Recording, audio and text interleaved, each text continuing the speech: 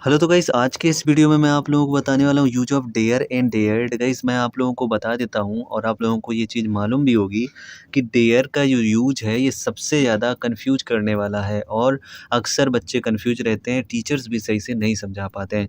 तो गाइस आज के इस वीडियो में मैं डेयर का हर कॉन्सेप्ट क्लियर कर दूंगा। आज के बाद आपको इस डेयर के यूज में प्रॉब्लम नहीं रहेगी, लेकिन एक कंडीशन है, वीडियो पूरा देखना पड़ेगा तब सब चीज़ें समझ में आएंगी।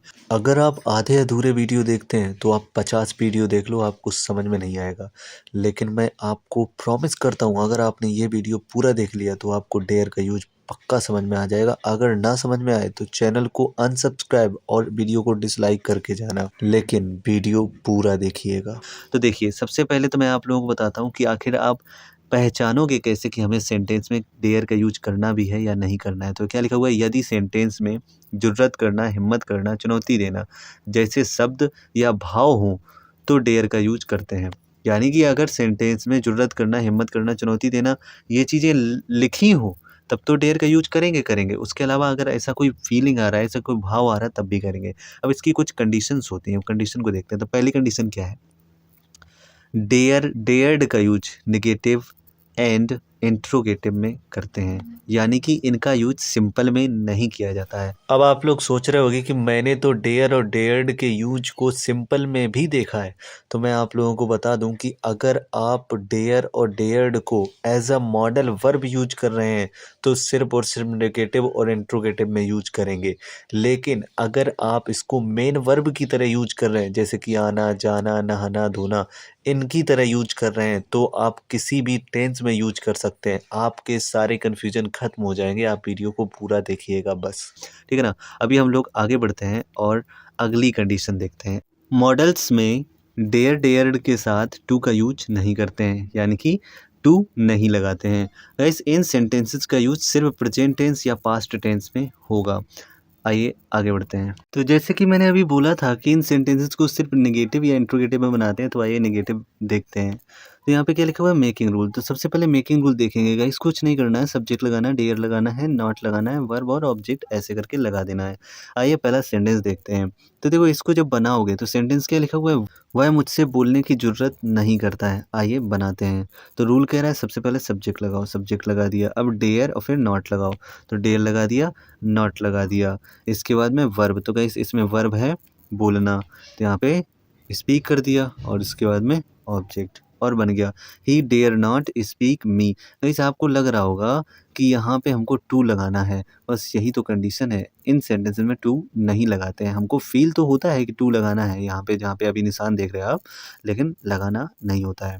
ओके गाइस, आगे बढ़ते हैं और अगला सेंटेंस देखते हैं। वह मुझसे बोलने की ज़रूरत नहीं करता था। देखो यहाँ पे कहते हैं वह मुझसे बोलने की ज़रूरत करता है, और यहाँ पे क्या है, वह मुझसे बोलने की ज़रूरत नहीं करता था। ये वाला पास्ट में हो गया। तो गाइस यहाँ पे लगेगा डेयर्ड। क्या लगेगा, he dared not speak me. Guys एक चीज़ बताऊँ मैं, यहाँ पे डेयर्ड की जगह पे आप अगर सिर्फ डेयर लगा दोगे तब भी आपका सेंटेंस गलत नहीं होगा। आइए अगला सेंटेंस देखते हैं। ये भी आपका प्रेजेंट का है। वे यहाँ आने की हिम्मत नहीं करते हैं, तो बनेगा दे। अब इसके बाद में डेयर, फिर इसके बाद में नॉट, दे डेयर नॉट, उसके बाद में वर्ब और ऑब्जेक्ट कम हियर। अब आपको फिर से वही लग रहा होगा कि यहाँ पे हमको टू लगाना है, लेकिन इन सेंटेंसेस में टू नहीं लगेगा। ओके, अगला सेंटेंस देखो। वे यहाँ आने की हिम्मत नहीं करते थे।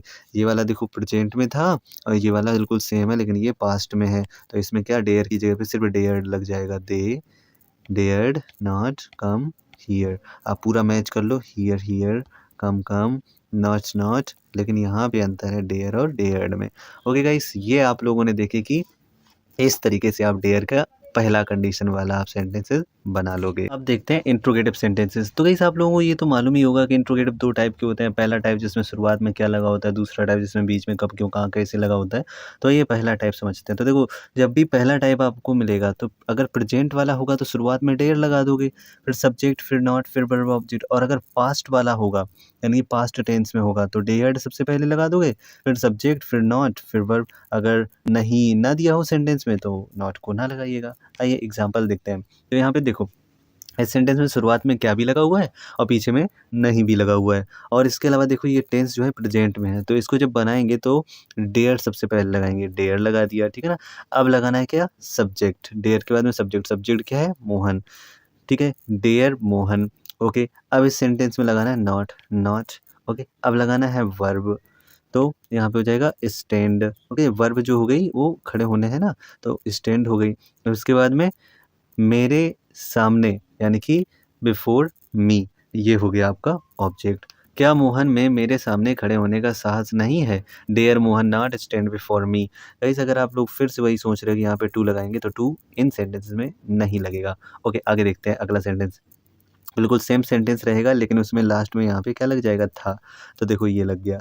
अब गाइस आपको भी ज़्यादा चेंज नहीं करना है, जब यहाँ पे है लगा है और यहाँ पे था लग गया, ठीक है ना, बस इतना सा चेंज हुआ है। तो यहाँ पे फिर क्या चेंज होगा, डेयर की जगह पे डेयर्ड लग जाएगा। देखो डेयर डेयर्ड, और बाकी पूरा सेम रहेगा। तो सेंटेंस बना, क्या मोहन में मेरे सामने खड़े होने का साहस नहीं था, dared Mohan not stand before मी। और अगर आप डायरेक्ट यहाँ पे केवल डेयर लगा दोगे तब भी सेंटेंस सही जाएगा। और अभी हम लोग देखते हैं इंट्रोगेटिव टाइप 2। तो इंट्रोगेटिव टाइप 2 ऐसे सेंटेंस होते हैं जिनमें बीच में कोई भी क्वेश्चन वर्ड लगा हो, कब, क्यों, कहाँ, कैसे, इस तरीके से। तो अभी देखो इसमें अधिक कुछ नहीं करेंगे, बिल्कुल यही सेम मेकिंग रूल में, बस शुरुआत में यहाँ पे एक एक्स्ट्रा वर्ड लगा देंगे, वो है ये देखो क्वेश्चन वर्ड, यानी कि इसी की इंग्लिश सबसे पहले लिखी जाती है। तो इसकी इंग्लिश सबसे पहले लिख दो, इसके बाद में बाकी जो प्रोसेस है पुराना वाला कर दो, ठीक है। तो आइए देखते हैं, सबसे पहले क्वेश्चन वर्ड यानी कि वाई, ठीक है। इसके बाद दूसरे नंबर पे डेयर या डेयर्ड में से एक, तो डेयर, ठीक। इसके बाद में सब्जेक्ट, तो सब्जेक्ट क्या है, यू। इसके बाद में नॉट, इसके बाद में वर्ब और ऑब्जेक्ट, ये, ठीक है ना। ओके, तो ये सेंटेंस था हमारा, तुम उससे क्वेश्चन पूछने की ज़रूरत क्यों नहीं करते हो, why dare you not ask him question. और अगला सेंटेंस देखो, तुम उससे क्वेश्चन पूछने की ज़रूरत क्यों नहीं करते थे। तो इस सेंटेंस को जब बनाएंगे तो क्या लिखेंगे, why dared you not ask him question. देखो अधिक अंतर नहीं हुआ है, इस वाले में यहाँ पे हो लगा है तो इसमें थे लगा है, और वही चीज़ यहाँ पे कर दी गई, यहाँ पे डेयर लगा है तो यहाँ पे डेयर्ड लगा है। इस तरीके से आप पहला कॉन्सेप्ट समझ चुके होंगे। और गाइस अब हम लोग देखते हैं दूसरे कॉन्सेप्ट को, यानी कि हाउ डेयर वाले कॉन्सेप्ट को। तो सबसे पहले तो हम लोग देख लेते हैं मेकिंग रूल। तो मेकिंग रूल क्या होगा, हाउ डेयर लगा दो, सब्जेक्ट लगा दो, वर्ब और ऑब्जेक्ट लगा दो, सेंटेंस देखोगे समझ जाओगे। तो यहाँ पे दो सेंटेंस मैंने लिख दिए हैं, तुम्हारी इतनी हिम्मत कि तुम मुझे पीटो, वहीं दूसरा है राम की इतनी हिम्मत या राम की इतनी जुर्रत कि वह तुम्हें कॉल करे। इस तरीके के सेंटेंस, ठीक है ना गाइस। पवन की इतनी हिम्मत कि वह तुम्हें बुलाए, सचिन की इतनी हिम्मत कि मेरा बैट ले, ऐसे वाले सेंटेंसेस। ओके, अब इन सेंटेंसेस को सिर्फ इस तरीके से नहीं बोला जाता है, इनको दूसरे तरीके से भी बोला जाता है। जैसे कि तुम्हारी इतनी हिम्मत कि तुम मुझे पीटो, और इसको दूसरे तरीके से बोलेंगे, तुमने मुझे पीटने की हिम्मत कैसे की। अच्छा, नीचे वाला सेंटेंस देखो, इसको भी, राम की इतनी हिम्मत कि वह तुम्हें कॉल करे, और वहीं दूसरा वाला हो जाएगा, राम ने तुम्हें कॉल करने की हिम्मत कैसे की। तो गाइस चाहे ऊपर वाले तरीके से हो चाहे नीचे वाले तरीके से हो, बनाओगे आप इसी तरीके से। तो आइए इन सेंटेंस को बना लेते हैं। तो यहाँ पे सबसे पहले आपको लगाना है हाउ डेयर, ये लगा दिया हाउ डेयर। अब इसके बाद लगाना है सब्जेक्ट, सब्जेक्ट लगा दिया। अब आपको लगाना है वर्ब और ऑब्जेक्ट, ये देखो। तो सेंटेंस बना, how dare you beat me, how dare you beat me. अब अगला सेंटेंस, राम की इतनी हिम्मत कि वह तुम्हें कॉल करे, वहीं दूसरा है, राम ने तुम्हें कॉल करने की हिम्मत कैसे की। तो कैसे बनाओगे, सबसे पहले हाउ डेयर, हाउ डेयर, इसके बाद में सब्जेक्ट तो राम, हाउ डेयर राम, और इसके बाद में तुम्हें कॉल यानी कि कॉल यू। और गाइस फाइनली हम लोग आ चुके हैं अपने थर्ड कॉन्सेप्ट की ओर। तो थर्ड कॉन्सेप्ट क्या है, डेयर का यूज मेन वर्ब की तरह भी किया जा सकता है। गाइस मैं एक बार फिर से बोल देता हूँ कि मैंने शुरू में बोला था कि इनको सिर्फ नेगेटिव और इंट्रोगेटिव में यूज करते हैं अगर आप इनको मॉडल वर्ब की तरह यूज कर रहे हैं, लेकिन अगर आप इनको मेन वर्ब की तरह यूज कर रहे हैं तो फिर इनको आप किसी भी टेंस में यूज कर सकते हैं, किसी भी सेंटेंस में यूज कर सकते हैं। आप चाहे सिंपल में करो, चाहे नेगेटिव में करो, चाहे इंट्रोगेटिव में करो।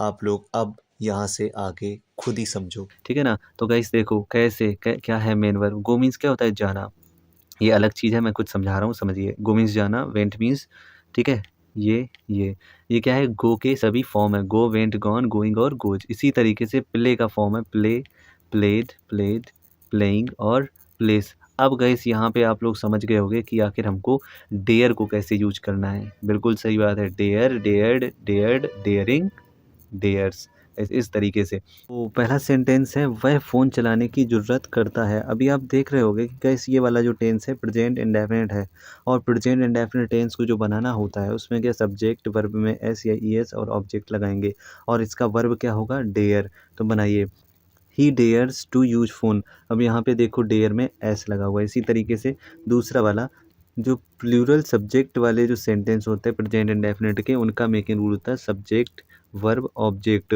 तो बस इसी सेंटेंस को बनाइए। तो सबसे पहले सब्जेक्ट लगाइए, ठीक है, फिर इसके बाद में वर्ब और ऑब्जेक्ट, ठीक है। तो he dare to watch TV, और इस तरीके से सेंटेंस बन गया। अगला सेंटेंस देखो, उसने मुझे पकड़ने की हिम्मत की। अब आप देख रहे होगे ये पास्ट इंडेफिनिट टेंस है। इसको जब बनाओगे तो पास्ट इंडेफिनिट के तरीके में सब्जेक्ट वर्ब का सेकंड फॉर्म ऑब्जेक्ट।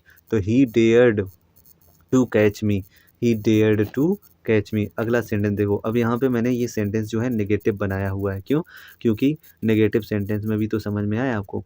तो अगर आपको टेंस आते हैं तो फिर ये आपको बहुत ही बेहतरीन तरीके से समझ में आ गया होगा। नहीं आते तो गाइस पहले तो सेंटेंस सीखने पड़ेंगे ना, ठीक है। मैंने कार चलाने की हिम्मत नहीं की, तो बनेगा I did not dare to drive car. अब यहाँ पे देखो डिड नॉट और डेयर लगा है, क्योंकि आपको मालूम होगा कि जो पास्ट इंडेफिनिट होता है उसमें डिड नॉट लग जाता है, तो फिर वर्ब का फर्स्ट फॉर्म लगता है। और अभी हम लोग डेयर को काहे की तरह यूज कर रहे हैं, वर्ब की तरह यूज कर रहे हैं। और फिफ्थ सेंटेंस लिखा हुआ है, वह मुझे 6 मारने की चुनौती दे रहा है। तो जब इस सेंटेंस को आप बनाओगे तो इसमें कुछ खास नहीं है। इसको जब बनाओगे तो देख लो, पहले प्रेजेंट कॉन्टिन्यूअस टेंस है, और प्रेजेंट कॉन्टिन्यूअस टेंस को तो आपको बनाना आता ही होगा। तो ऐसे बन जाएगा, he is daring me to hit 6। अगला सेंटेंस देखो, वह तुम्हें देखने की हिम्मत करेगा। ये 6th नंबर सेंटेंस है। तो कैसे बनाओगे, he will dare to see you. अब देखो यहाँ पे कैसे, ये फ्यूचर इंडेफिनिट टेंस है ना गाइस, अब फ्यूचर इंडेफिनिट टेंस में विल लगाना पड़ता है, और डेयर को आपने मेन वर्ब की तरह यूज कर रखा है। अगला सेंटेंस देखो, अगला सेंटेंस है, उसने आने की चुनौती दी है। अब ये वाला देखो प्रेजेंट परफेक्ट है, प्रेजेंट परफेक्ट बनाओगे तो हैज लगाओगे, he has dared me to come. Guys मैं उम्मीद करता हूँ वीडियो आपको पसंद आया होगा और सारे के सारे कॉन्सेप्ट आप अच्छे से समझ गए होंगे। अगर समझ गए तो चैनल को सब्सक्राइब और वीडियो को लाइक ज़रूर कर दीजिए। और गाइस मिलते हैं नेक्स्ट वीडियो में, तब तक के लिए बाय, टेक केयर।